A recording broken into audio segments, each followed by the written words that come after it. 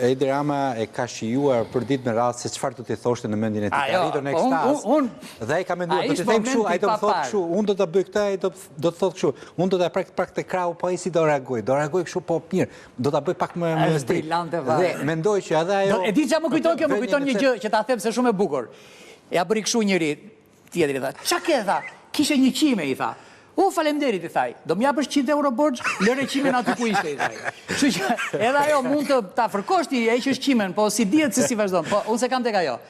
Unë kam qef se ne e zgjidhëm tani edhe çështjen e konfliktit në Gaza, nëse i ka ngelur Edit në një gjë ato se te reagimi i tij, të ka ngel në një gjë ato. Qofse fare shkurtimisht një krahasim mes Bordit Paqes dhe OKB-s, domethënë, sepse u tha këtu që OKB-ja ka kohë që nuk funksionon. E lëm atë, nuk më intereson ajo. Mua më interesoni çka ajo çështja e statusit miratorit, po patë mundësi të na thuash si kështu. Tani ne kemi për herë të parë, kemi futur me ndikimin e Ornelës si gjithmonë, një mesazh ekstra që mund të jetë për çat duash ti, e kupton, mund të jetë edhe për Irakun. Domethënë për çat ke shef ti.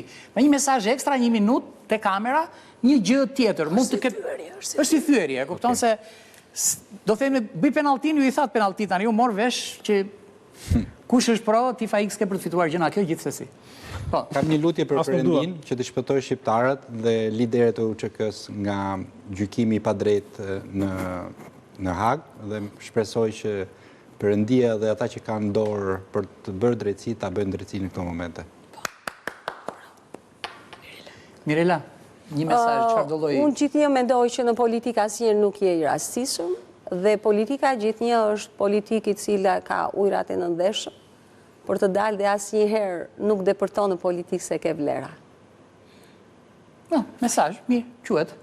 Redi për shembull për mua më pëlqen. Po. Në muajin e shenjtë të Ramazanit, muaji i sakrificës, nuk është kalitje e barkut, por është kalitje e durimit, e egove dhe e sakrificës.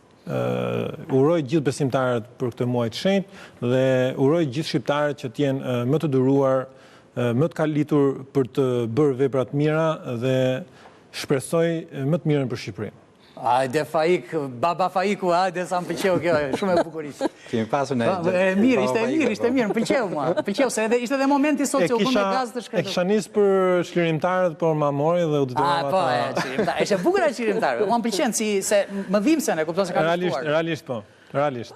Red, për te mesazhit kam qef një gjë për statusin e minatorit, si vajte ajo puna se Jo, mund ta bëj edhe mesazh për statusin e minatorit. Për çfarë do duash ti bë? Okej, jo, sepse shpeshherë konsiderohet statusi minatori si të ishte një lëmosh, e ke parasysh që japet një grupimi të caktuar, po ndërkohë është një drejtë themelore për njerëz që sakrifikojnë jetën e tyre që të thuash nxjerrin ato pasuri natyrore që i ka dhënë Shqipërisë, le të themi natyra, dhe që detyrimisht do duhet të njihej sakrificat që bëjnë dhe përfitimet nga këto pasuri do duhet na përkisnin të gjithëve. Ndërkohë që asgjë nga këto që thash nuk ekziston sot në Shqipëri, ka padrejtësi ndaj pasurive, ndaj shqiptarëve, ndaj minatorëve vetë.